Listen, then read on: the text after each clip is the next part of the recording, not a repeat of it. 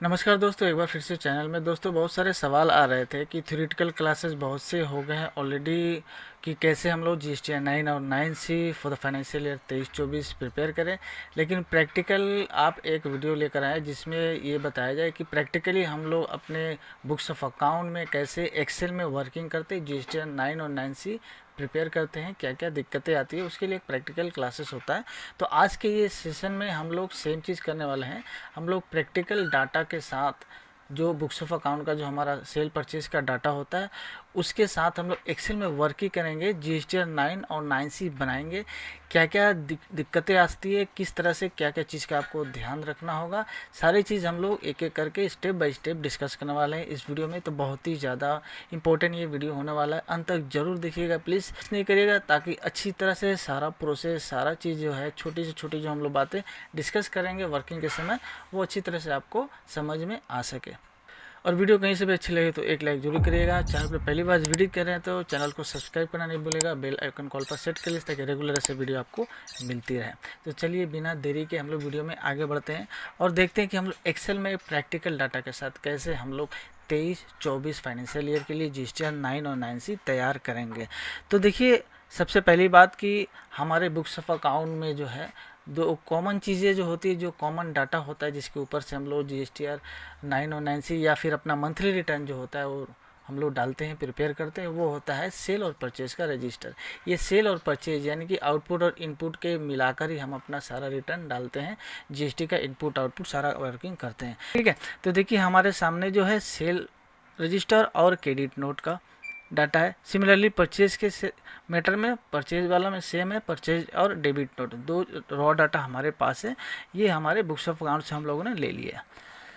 अब ये purchase register और सेल रजिस्टर से हम लोग 9 और 9C कैसे प्रिपेयर करते हैं ध्यान दीजिएगा। चलिए, तो हम लोग सेल वाला पोर्शन पहले करेंगे और परचेज वाला उसके बाद देंगे। तो सेल रजिस्टर और क्रेडिट नोट का रजिस्टर आप स्क्रीन पे ये देख पा रहे हैं। ठीक है, अब ये सेल रजिस्टर और क्रेडिट नोट का रजिस्टर, एक चीज़ मैं बता देना चाहता हूँ, यहाँ पे जो है बहुत सारा ये बल्क डाटा है। ठीक है, ये आपका बहुत सारे इन्वॉइसेस है, ह्यूज वॉल्यूम वाला डाटा के ऊपर मैं आपको ये बता रहा हूँ ताकि आपको अच्छी तरह से जब बड़े डाटा के ऊपर चीज़ें कॉन्सेप्ट क्लियर हो जाएंगे तो आप छोटे डाटा को आराम से वर्किंग कर पाएंगे।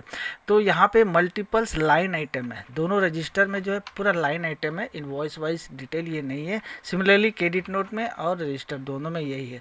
परचेज के मैटर में भी सेम है, लाइन आइटम है। तो लाइन आइटम कहने का मतलब एक इनवॉइस में मान लीजिए 10 लाइन आइटम है, तो 10 लाइन आइटम वाइज ये रजिस्टर यहाँ पे दिखाता है। तो सबसे पहले आपको पता है कि रजिस्टर 1 जो जाता है जिसमें हम लोग आउटवर्ड सप्लाई का डिटेल डालते हैं, उसमें इन्वॉइस वाइज डिटेल जाता है। तो कोई भी लाइन वाइज डाटा अगर आपके पास है तो उसको सबसे पहला काम आपको करना है कि उसको इन्वॉइस वाइज डिटेल बनाना है। तो इन्वॉइस वाइज डिटेल बनाने के लिए आप इस जो रजिस्टर आपके सामने है इसको पाइवट मार के हम लोग इन्वॉइस वाइज डिटेल बना पाएंगे। तो पाइवट टेबल मारने से पहले मैं आपको एक चीज़ बता देना चाहता हूँ। ये वाला जो कॉलम देख रहे हैं, सबसे पहला वाला जो कॉलम ए है, ये मैंने मैनुअली बनाया है। ये यहाँ पे रजिस्टर में नहीं था, रजिस्टर में यही से था, उसके आगे वाला बी कॉलम से। अब ये टाइप 2 करके मैंने कॉलम बनाया है। किस लिए बनाया है सर? यहाँ पे मैंने इसलिए बनाया कि यहाँ पे मैं जितने भी ये ट्रांजेक्शन है आपके रजिस्टर में जो देख रहे हैं उसको मैं टाइप वाइज कर सकूँ, यानी कि कैटेगरी वाइज। ये जो आउटवर्ड सप्लाई है वो इसको कैटेगराइज अपने को करना पड़ेगा कि कौन कौन से इन्वॉइसेस जो है, कौन कौन से डिटेल जो है वो किस टाइप के आउटवर्ड सप्लाई है। कहने का मतलब एक्सपोर्ट है या B2B है या फिर थर्ड पार्टी एक्सपोर्ट है या डोमेस्टिक है, ये सारे अपने को IGST CGST ये सारे अपने को यहाँ पे कैटेगराइज करना पड़ेगा। तो इससे क्या होगा कि पाइवट टेबल में हम लोग इस कॉलम के बेसिस पे invoice wise type wise pivot मार पाएंगे। सिमिलरली हमने क्या किया, क्रेडिट नोट में भी सेम काम किया है। ठीक है, अब इसके बेसिस पे क्या हुआ है, हम लोग यहाँ पे देखिए ईयरली वाला सीट में जाएंगे तो ये जो डाटा है हम लोगों के रजिस्टर में है, बहुत सारे कॉलम है, उसमें से जो जो हम कॉलम हमें दरकार है, जो जो डिटेल दरकार है, उसको लेकर हम लोगों ने यहाँ पे देखिए एक पाइवट मार लिया है। अब ये पाइवट में देखिए कितना सुंदर है, टाइप वाइज जो मैंने टाइप बनाया था, मैंने यहाँ टाइप वाइज बना दिया है पूरा डिटेल। यानी कि IGST रिलेटेड कौन सा इन्वॉइसेस है, CGST HGST वाले कौन से इन्वॉइसेस है, एक्सपोर्ट वाले कौन से इन्वॉइसेस है, एक्सपोर्ट विद पेमेंट वाले, एक्सपोर्ट विदाउट पेमेंट वाले, ये सारा कैटेगराइज करके उसके बाद में उसके देखिए साइड में यहाँ पे इन्वॉइस नंबर है, इन्वॉइस नंबर के बाद इन्वॉइस डेट, कंपनी का नाम है कस्टमर का, उसका GST नंबर, उसके बाद टैक्स का पेपर, सारा कुछ है। अब ये तो हो गया अपना इन्वॉइस वाइज डिटेल बन गया, ठीक है। अब अपने को चूंकि इन्वॉइस वाइज डिटेल हमारा GSTR 1 में जाता है, लेकिन हम यहाँ पे अभी GSTR 9 बना रहे हैं। अब इसी डाटा का ये जो रजिस्टर हम लोग बनाया है, इसी रजिस्टर के ऊपर हम लोग एक क्या करेंगे, समराइज डाटा जाता है 9 में, तो हम लोग यहाँ पे समराइज डाटा बना देंगे। अब उसके लिए वहाँ पे एक और कॉलम यहाँ पे डालना पड़ेगा GSTR 9 के लिए एक अलग से, जैसे मैंने ये कॉलम एक डाला था यहाँ पे एनुअल रिटर्न के लिए, इसको GSTR 9 के लिए देखिए यहाँ पे एक और कॉलम मैंने डाल दिया है लास्ट में जाकर, बीजे वाला कॉलम। यहाँ पे देखिएगा आप, शायद आपको नहीं दिख रहा होगा, मैं इधर करके दिखा देता हूँ। GSTR 9 टाइप करके एक कॉलम बना दिए ये वाला।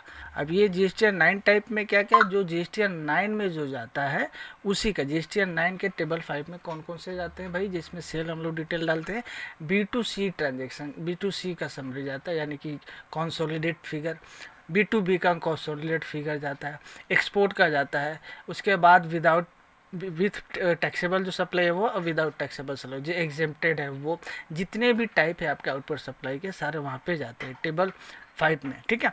अब उसी के लिए हम लोग ये कॉलम बना लिए। अब इससे क्या होगा, इस कॉलम के बेसिस पे हम लोग पाइवट मार लेंगे GSTR 9 के डाटा के लिए, ठीक है। तो यहाँ पे देखिए आउटवर्ड समराइज में, यहाँ देखिएगा GSTR 9 टाइप के बेसिस पे यहाँ पे मैंने पूरे डाटा को समराइज्ड वे में कर लिया है, टैक्सेबल और नॉन टैक्सेबल दो रो में डाल दिया। टैक्सेबल में क्या आएगा, export without payment of tax, ये एक्सपोर्ट का फिगर है जिसमें कोई टैक्स नहीं लगा क्योंकि ये विदाउट पेमेंट ऑफ टैक्स है। टैक्सेबल वाला पोर्सन में क्या है, B2B है और एक्सपोर्ट विथ टैक्स है, यानी कि B2B में भी टैक्स रहेगा और एक्सपोर्ट विथ टैक्स वाला में भी टैक्स यहाँ पे रहेगा, ठीक है। तो ये दोनों का मैंने कर लिया। सिमिलरली क्रेडिट नोट का डाटा को भी हम लोगों ने सिमिलर वे में यहाँ पे समराइज कर लिया है पाइवट मार के। अब ये हमारा डाटा जो है पूरे साल का वो समराइज हो गया। यहाँ पे हम लोग एक समरी बना लिए कि हमारे जो सप्लाई है आउटवर्ड सप्लाई में टैक्सेबल वाले सप्लाई कौन कौन से हैं, नॉन टैक्सेबल कौन कौन से, टैक्सेबल में भी कौन कौन से सब कैटेगरी है और नॉन टैक्सेबल में सब कैटेगरी, ये सारा हमने डाल लिया। एक चीज़ यहाँ पे और ध्यान दीजिएगा कि 9C में हमारे टर्नओवर का एक रिको जाता है, तो उसके लिए हमारे टर्नओवर का रिको बनाना पड़ेगा। ऑडिटेड बैलेंस शीट में जो ऑडिटेड फाइनेंशियल स्टेटमेंट में जो टर्नओवर डिक्लेयर हुआ वो, और आपके जो रिटर्न में पूरे साल में डाले हैं या फिर 9 में जो डिक्लेयर करे वो, दोनों का डिफरेंस आपको पता करके रख लेना हो, क्योंकि 9C यहाँ पे जो हम लोग डालते हैं ये भी सेल का पार्ट है, तो यहाँ पे 9C में वो वाला पोर्शन जाता है। तो पहले हम लोग 9 में आते, 9 में टेबल 4 में हम लोग डालते हैं आपका टैक्सेबल सप्लाई, और टेबल 5 में जाता है नॉन टैक्सेबल सप्लाई, ठीक है। अब ये 4 और 5 हम लोग भर लेते हैं। अब यहाँ पे मैंने क्या किया, जो हम लोगों ने समरी यहाँ पे बनाया आउटवर्ड सप्लाई का, उसका यहाँ पे सारा लिंक डाल दिया 9 में, ध्यान दीजिएगा तो, ठीक है। यहाँ टैक्सेबल सप्लाई कितना है, उसका टैक्स का ब्रेकअप, B2C कोई फिगर है उसका यहाँ पे लिंक डाला हुआ है। B2C मेरे केस में नहीं है, सारे B2B है। उसके बाद जीरो रेटेड सप्लाई कोई है, ठीक है, जिस पे टैक्स चार्ज है वो भी यहाँ पे हम लोगों ने दे दिया। अब देखिए लाइबिलिटी वाला पोर्शन पे टेबल 4 में एक और चीज़ आता है, तो उसका भी यहाँ पे डिटेल जाता है RCM का, कि जिसका हम लोगों ने पेमेंट किया फिर इनपुट टैक्स क्रेडिट क्लेम किया, ठीक है। ये सारे चीज़ एक एक छोटे छोटे चीज़ ध्यान से देखिएगा अंत तक, ताकि आपको 9C बनने में कोई दिक्कत कभी नहीं आएगी किसी भी फाइनेंशियल ईयर का।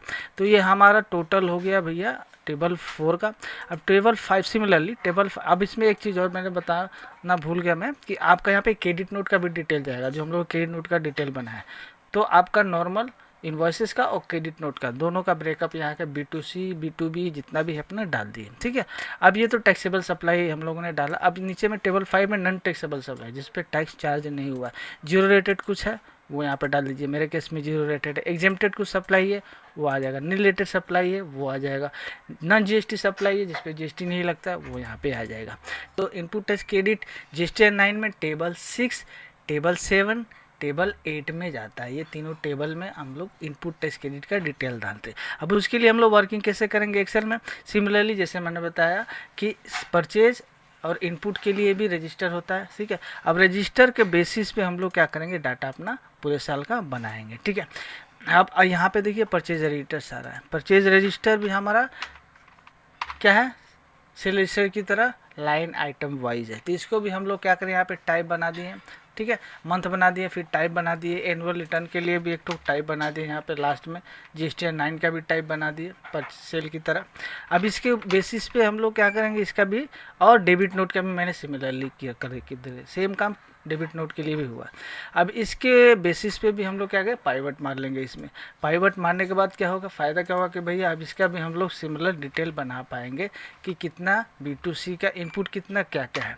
जैसे यहाँ पे मैं देखिए टेबल यहाँ पे इनपुट यानी कि परचेज रजिस्टर का भी मारा हुआ है। B2B सप्लाई कितना है, B2B सप्लाई आपका B2 RCM का सप्लाई कितना है, जो रजिस्टर है RCM में भी नॉन रजिस्टर सप्लाई कितना है, जो जो आपको ब्रेकअप चाहिए वो क्या है टाइप में हम लोगों ने वहाँ पे डाल रखा है।